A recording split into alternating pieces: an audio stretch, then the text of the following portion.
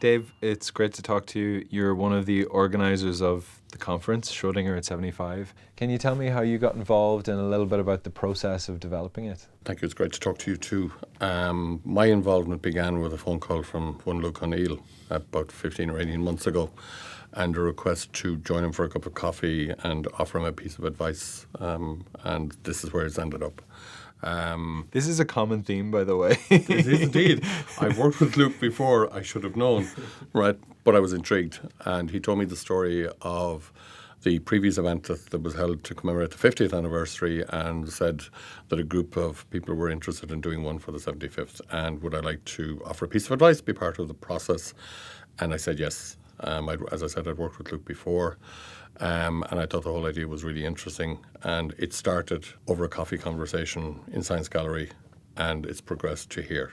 You've worked on lots of different large-scale events that connect science with broader audiences and public audiences. The original idea for this conference is that it would be a small academic conference, and now here we are in the National Concert Hall. What are the things that you have to think about when you're creating an academic conference that has to reach a broader audience? We started out with something that was essentially a core, very focused academic event with a couple of very focused academic research topics.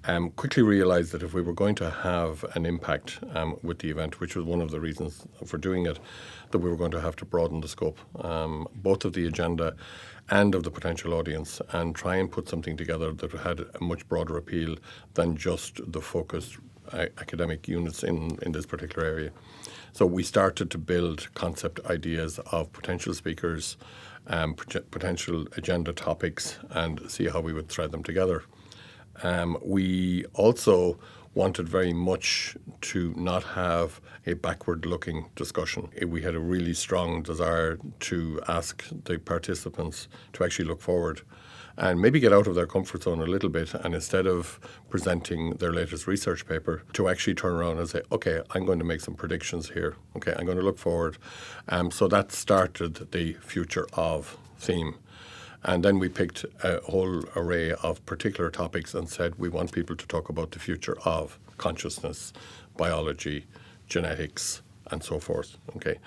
So once we got that concept together, we then had to go looking for some mechanism to get the message out to as broad an audience as we possibly could. So a couple of the considerations for that are the physical audience at the event. Where are we going to go? How big is it going to be? Who can accommodate us?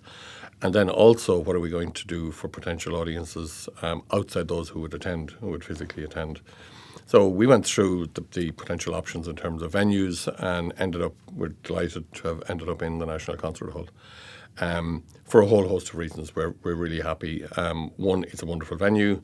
It was big enough for what we projected we wanted it to be. It was very comfortable. We were made feel really welcome. It also has an incredibly rich heritage in the arts field in particular.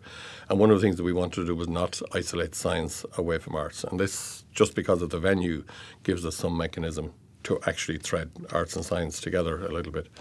Once we got the venue organised, we then had to figure out what are we going to do about, potentially people who will want to come to this that we want have seats for. Maybe we were being a bit optimistic. We thought at the time this perhaps might sell out. As it turned out, it did spectacularly. And we looked at the option of providing the content to a much broader audience live. And we investigated various options and came up with the current live streaming process, which has worked superbly well for us. It's been great throughout the 2 days to see so many people tune in and comment on social media and be part of the conference. Yeah, it's wonderful. Remotely. I've gotten feedback from so many different organisations in so many different fields who said, I've sneaked away from my desk, or I've gone for a cup of coffee, I wanted to watch this paper, I couldn't get time off work, I couldn't spare the time.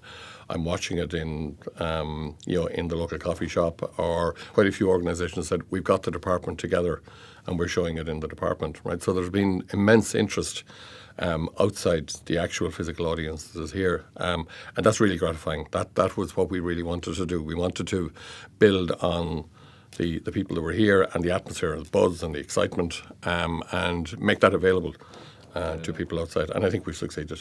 Dave, thank you very much. Okay, thank you very much.